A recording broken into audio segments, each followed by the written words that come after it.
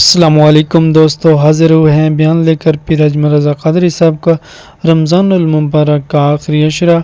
बहुत ही ज़बरदस्त खूबसूरत बयान है। बयान को शुरू से एंड तक ज़रूर सुनिए और हमारे चैनल सदाए बयान को ज़रूर सब्सक्राइब कीजिए। तो लेकर चलते हैं आपको इस बयान की तरफ। कुरान मजीद की एक मारूफ आया करीमा मैंने तिलावत की है। अल्लाह करीम ने फरमाया कि लक़द कान लकुम फ़ी रसूलिल्लाहि उस्वतुन हसना, तुम्हारे लिए अल्लाह के रसूल सल्लल्लाहु ताला अलैहि वसल्लम की जिंदगी में बेहतरीन नमूना है। जिंदगी हवा के धारों के गिर्द गुजारी नहीं जा सकती। जिस तरफ को सारे लोग हैं मैं भी उधर हो जाता हूं, और जिस तरफ की हवा है मैं भी वही बोली बोलने लग जाता हूं। यूं जिंदगी नहीं गुजरती। आजकल मैं देखता हूं कि सूरज की समत चढ़ा है तो चलो मैं भी वही बात करता हूं। इस तरह की बात नजरियाती लोग नहीं करते। जिंदगी कुछ उसूलों पर गुजरती है। कोई शख्स बड़ा बासलाहियत भी हो, पढ़ा लिखा हो, लेकिन अगर बेउसूल हो तो अपनी सारी सलाहियत जाया कर बैठता है। जो लोग बगैर नजरिए के, बगैर उसूल के जिंदगी गुजारते हैं ना, बगैर उसूल के तो आप खाएं पिएंगे तो बीमार हो जाएंगे। बगैर उसूल के तो आपको सोने जागने की इजाजत नहीं, उसकी भी लिमिट है, उसके अंदर रहें। चूंकि हमारे यहां यह मिजाज बनता जा रहा है कि हम ये देखते हैं कि आजकल हवा किधर की है, वही बातें करनी शुरू कर देते हैं।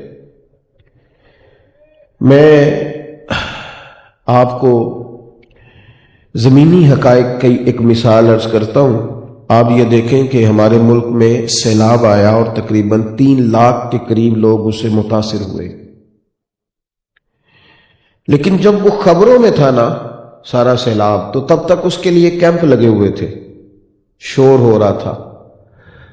और जब से वो लोग बेचारे खबरों से निकल गए हैं अभी खैमों में, है अभी बड़ा तबका बेचारा सर्दी से ठिठरता हुआ। यानी मैं और आप क्या लिहाफ लिए बैठे हैं, लेकिन उनमें से ढेर सारे लोग हैं।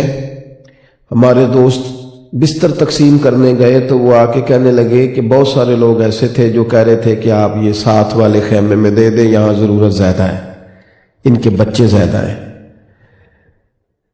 लेकिन चूंकि हम उसूल के मुताबिक तो टाइम गुजारने के कायल नहीं कि चलो कोई काम शुरू किया है तो उसे फाया तकमील तक पहुंचाएंगे। हम ये देखते हैं कि चलो आजकल खबरें बदल गई, ट्रेंड बदल गया, खबरें सियासी हो गई तो हमने भी तबसरे सियासी शुरू कर लिए। जिंदगी में कुछ उसूल जब इंसान तय कर लेता है ना और उनकी रोशनी में वो चलता है, तो जरूरी नहीं है कि रोज सूरज ही निकले, कभी कभी धुंध भी जिंदगी में देखनी पड़ती है। लेकिन उसको उसूल का तयन करना है और उसके मुताबिक उसने सफर करना है। यह जरूरी नहीं है कि रोज ठंड ही रहेगी, कभी कड़ाके की गर्मी भी उसकी जिंदगी में आएगी, लेकिन वो अपने उसूल के मुताबिक अपने शब रोज गुजारेगा। हम तय नहीं करते चीजों को, इस्लाम हमें नजरियाती करता है। नबी अकरम सल्लल्लाहु ताला अलैहि वसल्लम की सीरत मुबारका ने हमें उसूल दिए। ये आयत तो वैसे उमूम पर है कि तुम्हारे लिए महबूब की जिंदगी बेहतरीन नमूना है, लेकिन ये नाजिल खास मौके पे हुई थी। गज़वा खंदक के मौके पर यह आया करीमा नाजिल हुई। गज़वा खंदक के मौके पर हालात ये थे कि तमाम कुफार इकट्ठे होकर मदीना तैयबा पर हमलावर हो गए सारे, और उन्होंने तय किया कि हम सब इकट्ठे जाएंगे और माज़अल्लाह मुसलमानों को खत्म करेंगे। और ये तो था कुफार का प्लान, और यहां जमीनी मामलात ये थे कि कहत पड़ा हुआ था, लोगों के पास खाने को चीज कोई नहीं थी। उस पर यह कि कड़ाके की सर्दी थी और सारा कुफर इकट्ठा हो गया मशवरे के लिए। नबी पाक अलैहिस्सलाम ने सहाबा को बुलाया, बड़े बड़े किबार सहाबा, मशवरा देने वाले बड़े बड़े।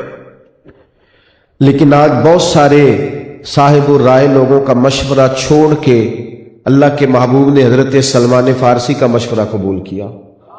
ہمارے زمانے میں لوگ مشورہ نہیں دیتے، حکم دیتے ہیں. وہ کہنے جی میری مننی نہیں سی تے پھر میں نے پوچھا کیوں سی.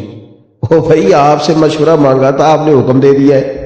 مشورہ وہ ہوتا ہے کہ قبول بھی کیا جا سکتا ہے اور رد بھی کیا جا سکتا ہے. بہت سارے صحابہ کا مشورہ حضور نے چھوڑ دیا. حضرت سلمان فارسی نے عرض کی یا رسول اللہ صلی اللہ علیہ وسلم، ہمارے علاقے میں یہ ہوتا ہے کہ وہاں خندق کھود لی جاتی ہے، اتنی بڑی چوڑی، اس میں آگ جلائی جاتی ہے، گھوڑا دور سے بھی دوڑ کے آئے تو خندق کو پھلانگ نہیں سکتا. اگر ہم یہ کام کر لیں تو وہ مدینے میں داخل ہی نہیں ہو سکیں گے. تو حضور نے فرمایا یہ ٹھیک ہے، لیکن وہ خندق کھودنی ہے اور بھوک میں کھودنی ہے اور کڑاکے کی سردی میں کھودنی ہے. تو کون کھودیں گے؟ صرف مرید، صرف شاگرد، صرف جماعت کے کارکن؟ قربان جائے. مدینے والے محبوب نے فرمایا مجھے بھی اوزار دو، میں بھی تمہارے ساتھ کام کراؤں گا.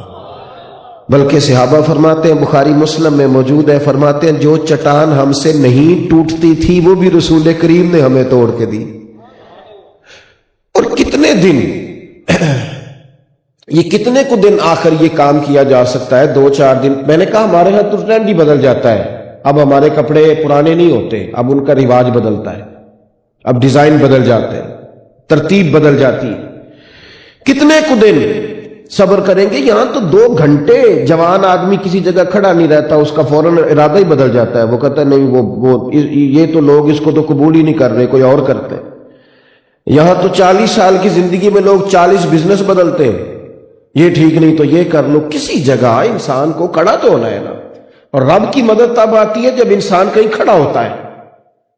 قرآن مجید نے اللہ کی مدد کی جو ترتیب بیان کی ہے وہ یہ ہے کہ ان الذین قالوا ربنا اللہ ثم استقاموا تتنزل علیہم الملائکہ.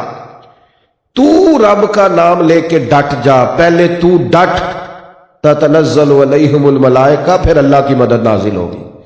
لیکن اگر کسی کو کھڑا ہی نہ ہونا ہے، وہ کچھ دیر ٹھہر ہی نہ سکے کسی اصول پر، تھوڑے سے پیسے دیکھ کر اصول گیا، ذرا کسی تعلق والے کا فون آیا تو اصول گیا، ذرا کسی بڑے آفیسر کا فون آ گیا تو ختم ہو گئی بات. یہ تو نظریاتی لوگ کام نہیں کرتے. وہ کہتے ہیں جو ہوتا ہے ہو جائے. انسان کی زندگی اس کے اصولوں سے جڑی ہوئی ہوتی ہے، اس کے قاعدے سے جڑی ہوئی ہوتی ہے. وہ کیا اگر ان چیزوں کا پریشر قبول کرے گا تو پھر زندگی کیسے گزارے گا؟ کتنے دن یہ محاصرہ رہا. میری بات پر پھر غور کر لیں کہ غربت ہے. صحابہ نے پیٹ پہ پتھر باندھے ہیں اور اللہ کے رسول نے 2 باندھے. اور کڑاکے کی سردی ہے، کھانے کو چیز کوئی نہیں اور ہاتھوں سے مشقت کرنی ہے. کتنے کو دن یہ محاصرہ رہا، یہ پورا مہینہ رہا. 4 دن میں لوگ پریشان ہو جاتے ہیں. ہو جی بٹے روٹی مانگ رہے ہیں، وہ جناب گھر جانا ہے، خواتین شکوہ کر رہی ہیں، والد صاحب اعتراض کر رہے ہیں، کیا کچھ لوگ بہانے کرتے. قربان جائے 1 مہینہ یہ محاصرہ رہا. مہینہ. مدینے کے منافقین یہود و نصارہ سوچ پر مجبور ہو گئے کہ مسلمان آج کمزور پڑے کہ کل پڑے، آج پڑے کہ کل پڑے. لیکن پورا مہینہ رسول کریم ڈٹ کے کھڑے رہے اور حضور کو دیکھ کر صحابہ کھڑے رہے. وہ جو آئے تھے نا اکٹھے ہو کے کہ اب تو ہم ان کو صفحہ ہستی سے مٹائیں گے معاذ اللہ، وہ جب مہینہ گزر گیا تو ایک دوسرے پر الزام دینے لگے، کہنے لگے تو نے ہمیں کہا تھا چل.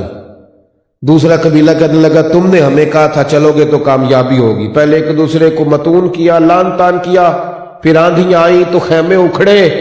اور جب وہ نکل کے بھاگے تو میرے محبوب کے صحابہ اٹھ کے جب رسول کریم کا جلوہ دیکھ رہے تھے اور حضور کی اداؤں کو دیکھ رہے تھے اور ان کامیابیوں کو دیکھ رہے تھے تو عرش کے مالک نے کہا لَقَدْ كَانَ لَكُمْ فِي رَسُولِ اللَّهِ أُسْوَةٌ حَسَنَةٌ. ذرا سی بات پہ ڈر جانے والی امت اور تھوڑی سی بات پر پریشان ہونے والے، بس ایک ملک کا پاسپورٹ آ گیا تو اللہ جانے کیا ہو گیا، اتنی جلدی روب کا شکار ہونے والے لوگ سمجھے. رب کہتا ہے لَقَدْ كَانَ لَكُمْ فِي رَسُولِ اللَّهِ أُسْوَةٌ حَسَنَةٌ. تمہارے لیے میرے رسول کی زندگی میں بہترین نمونہ ہے. اسے اختیار کرو، اپنی زندگی قاعدوں کے مطابق گزارو، اصول کے مطابق. زندگی میں کچھ چیزیں طے کریں، کچھ چیزیں طے کر لیں کہ میں نے نبی پاک علیہ السلام نے اعلان نبوت سے پہلے بعض لوگوں کے ساتھ مل کے ایک تنظیم قائم کی تھی اعلان نبوت سے پہلے.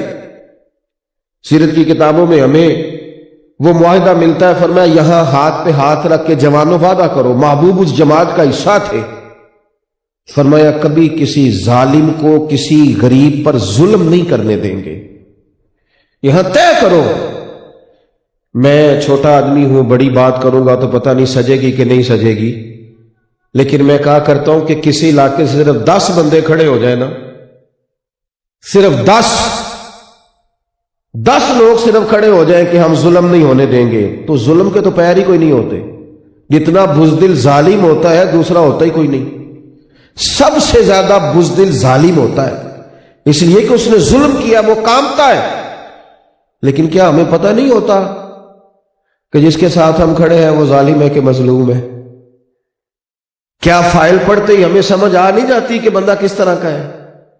تو کیوں نہ ہو زندگی میں کچھ اصول طے کر لیے جائیں کہ ہم کبھی بھی کسی ظالم کے سپورٹر نہیں بنیں گے. کچھ قاعدے بنائے جائیں، اور رسول پاک نے یہ قاعدہ بنایا اور پھر حضور نے وہ قاعدہ بنایا تو پھر محبوب کھڑے ہوئے. ایک تو ہمارے ہاں لوگ کہتے ہیں حالات نہیں ٹھیک. او بھائی حالات کیا ہوتے ہیں بھلا؟ حالات کیا ہوتے ہیں؟ جب میرے گھر کو آگ آتی ہے تو حالات فوراً ٹھیک ہو جاتے ہیں. پھر مجھے کیس کی بھی سمجھ آتی ہے، پھر مجھے یہ بھی سمجھ آتی ہے کہ کہاں کہاں سے لوگوں کو لانا ہے. لیکن جب کسی اور کی مدد کرنی ہوتی ہے تو پھر کیسے حالات خراب ہو جاتے ہیں؟ یہ جو حالات کا معاملہ، اس پر بھی غور کریں. حضور علیہ الصلوۃ والسلام کا جو مکی زمانہ ہے نا اسلام پر، وہ سخت گیر دور ہے. یعنی مسلمان دار ارقم کے اندر چھپ کے نماز پڑھتے ہیں. اب حالات کیسے ہوں گے، گراؤنڈ ریالٹی کیا ہوگی، سب سمجھ سکتے ہیں. سخت ترین حالات کا بظاہر مقابلہ ہے. لیکن قبیلہ عراش کا ایک شخص مکہ مکرمہ آیا، 2-3 اونٹ اس نے بیچنے تھے، ابو جہل نے خرید لیے، پیسے نہیں دیتا تھا، دبا کے بیٹھ گیا. حالات اسلام پر سخت ہیں اور سارا مکہ بظاہر مخالف ہے، مسلمان ظاہری طور پر کمزوری کا شکار ہے. تو کسی کافر نے نا بطور تمسخر معاذ اللہ حضور کی طرف اشارہ کر کے کہا وہ جو بیٹھے ہیں نا وہ تیری مدد کر سکتے ہیں. وہ شخص کہتا ہے میری سمجھ، کیونکہ جو بندہ غریب ہوتا ہے نا بیچارہ، وہ تو رو رہا ہوتا ہے، اور میں نے مظلوموں کو دیکھا ہے، میں نے غریبوں کو دیکھا ہے، سڑک بھی سیدھی نظر نہیں آتی. پھر تو میرے بھائی ان کو دستخط کرنے بھول جاتے ہیں. لیکن کیا بتائیں، بعض اوقات جن سے کچھ لکھوانا ہوتا ہے وہی کہہ رہے ہوتے ہیں پہلے پینسلوں کا ڈبہ لے کے آؤ. کیا کریں، کس راہ کا تعین کریں، کیسے کر کے نکلیں؟ آپ کبھی غور کریں گے کہ جب انسان پر پورا بوجھ بنا ہوتا ہے اور پھر اس سے جب کیفیات پوچھی جا رہی ہوتی ہیں، جب حالات پوچھے جا رہے ہوتے ہیں، تو پھر کئی لوگ تو ایسے ہیں جنہوں نے رپٹ درج کرانا چھوڑ دیا. نقصان یہ ہوا کہ ظلم مضبوط ہوتا گیا، مظلوم پیچھے ہٹتے گئے، ظالموں کی رسی دراز ہوتی گئی. انہیں محسوس ہوا کہ شاید ہمیں پوچھنے والا کوئی نہیں، حالانکہ ان بطش ربک لشدید، ساری عدالتیں زمین پہ نہیں لگنی، ایک رب نے بھی لگانی ہے. ہاں ایک عدالت وہ بھی لگائے گا اور کہتا ہے ابھی میں نے ڈھیل دی ہے، پھر جب میں پکڑوں گا تو رب سے زیادہ شدید کسی کی پکڑ. او وارث شاہ مان کری نہ وارثاں دا، او تے بے وارثہ کر کے مار دائی. لیکن کب جب احساس ہو انسان. اس شخص نے آ کے عرض کی یا رسول اللہ صلی اللہ تعالی علیہ وسلم، وہ جانتا نہیں ہے بظاہر حضور کو، میں اپنے الفاظ میں بات کر رہا ہوں. اس نے عرض کی حضور ایک مکے کا سردار ہے، اس نے میرے اونٹ خریدے ہیں، غریب آدمی ہوں، اب وہ میرے پیسے نہیں دے رہا. تو میں نے سرداروں سے بات کی ہے، تو جب اس کا نام بتایا تو یہ تو کانپنے لگے ہیں، اور ایک نے آپ کی طرف اشارہ کیا. اور وہ شخص کہتا ہے میں حیران تھا کہ انہوں نے مجھے بھیجا ہے، پر یہاں تو حال یہ ہے کہ سادے سے کپڑے ہیں، زمین پہ بیٹھے ہیں، میں 10 باتیں کرتا ہوں تو محبوب ایک جواب دیتے ہیں، اور وہ بھی دھیما بولتے ہیں. دھیما تیرے آگے ہے یوں دبے لچے فصحا عرب کے بڑے بڑے، کوئی جان منہ میں زبان نہیں بلکہ جسم میں جان نہیں. اور بریلی کے امام فرمانے لگے ان کی باتوں کی لذت پہ بے حد درود، اور ان کے خطبے کی ہیبت پہ لاکھوں سلام، اور جس کے گچھے سے لچھے جڑے نور کے ان ستاروں کی نزہت پہ لاکھوں سلام، اور جس کی تسکین سے روتے ہوئے ہنس پڑے اس تبسم کی عادت پہ لاکھوں سلام۔ فرماتے شہزادے سنو، اللہ آپ کو خوش رکھے، اللہ آپ کو بہتر صلہ دے، میری بات پر توجہ کریں۔ یہ وعدہ میں نے کر لیا تھا، ورنہ میں 3 ہفتے سے کہیں جا نہیں پا رہا، کچھ طبیعت پر اثر ہے، اس لحاظ سے خوش بھی ہوں کہ ساتھ ساتھ اگر انسان کی صحت ایسی رہے تو گناہ بھی ساتھ ساتھ ہی معاف ہوتے رہتے ہیں، یہ معاملہ بھی ساتھ ساتھ چلتا رہتا ہے، اور بیماری میں نفس بھی کمزور ہوتا ہے، بہت سی بیجا خواہشات سے اللہ تعالیٰ بندے کو محفوظ رکھتا ہے۔ تو آپ میری بات سن لیں، میں چاہ رہا ہوں کہ جلدی سے چند باتیں عرض کر سکوں آپ کی خدمت میں۔ عزیز دوستو، اس نے آ کے حضور کو دیکھا، لہجہ دیکھا، نبی کریم نے فرمایا تو نام بتاؤ نا بندے کا۔ تو شخص کہتا ہے میں نے کوئی بڑی خوش دلی سے نہیں بتایا، چونکہ باقی لوگ جو ہاتھ کھڑے کر چکے تھے کہ وہ تو بڑا ظالم ہے۔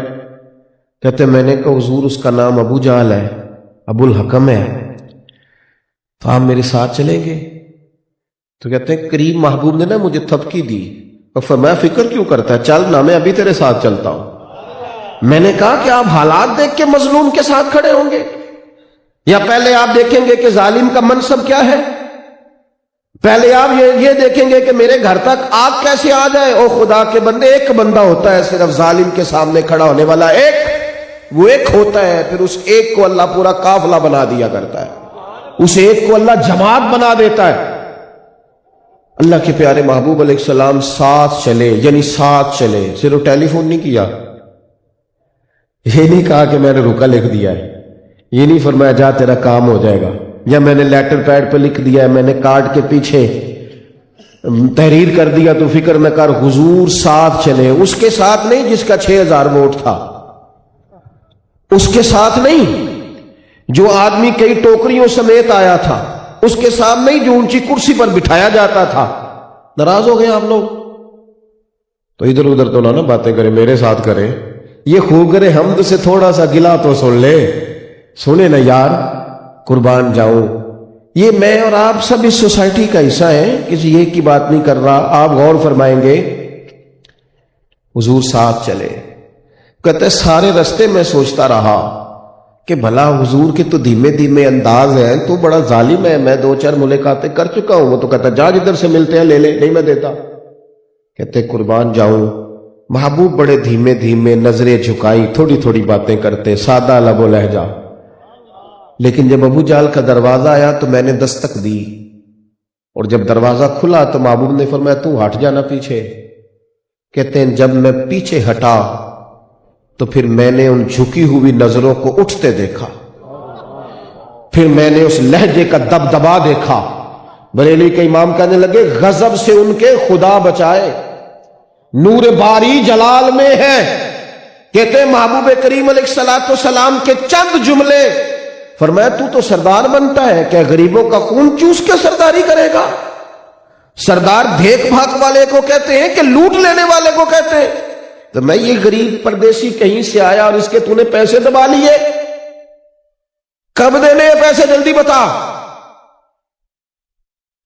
کہتے اگلا جملہ نہیں بن پڑا، ابو جہل تو کانپنے لگا، کہنے لگا جی میں ابھی آیا لے کے۔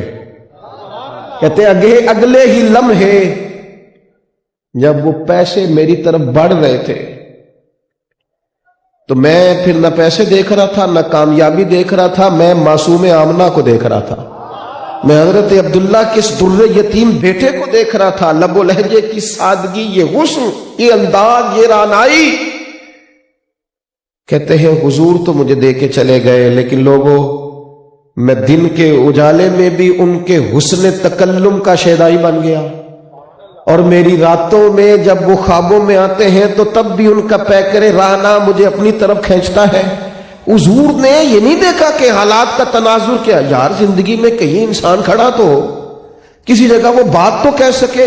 ہمیں تو اس طرح کی سیاست سکھائی جا رہی ہے، اس طرح کا ماحول بنایا جا رہا ہے، خبردار جماعتوں کے بتوں میں قید نہ ہونا، کسی سے اختلاف کرو تو فقط دلیل کی حد تک، اور دلیل مل جائے تو اختلاف ختم، باقی ان بتوں سے باہر نکلو۔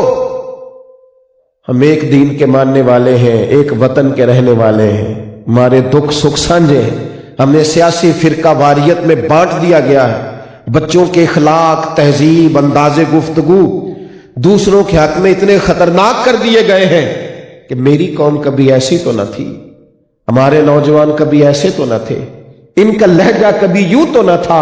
चंद लोगों ने अपने सियासी मुफादात की खातिर वो तकसीम की है कि अल अमान वल हफीज, वापस लौटिए, जिंदगी उसूलों पर खड़ी कीजिए। और फिर एक और बात, ये भी जरूरी नहीं कि जालिम अगर अपना है तो फिर उसे छुट्टी दे दी जाए, और अगर गैर है तो फिर उसके पीछे चला जाए। हमने उसूल कायम करना है, ये देखना है जुल्म कहां हो रहा है, ज्यादती किसके साथ, ये उसूल हुजूर ने दिया है। जुर्रत करें, हिम्मत करें। अगर कहीं वालदा भी अपनी हमारे घर में भाभी के साथ कुछ तल्ख रवैया इख्तियार करती है तो एहतराम से कहें, अदब से कहें, लबो लहजे को बावुजू करके कहें, पर वालदा से भी कहें कि अगरचे ये किसी की बेटी है पर बेटी तो है ना। यहां से आगाज करें, घर से शुरू करें।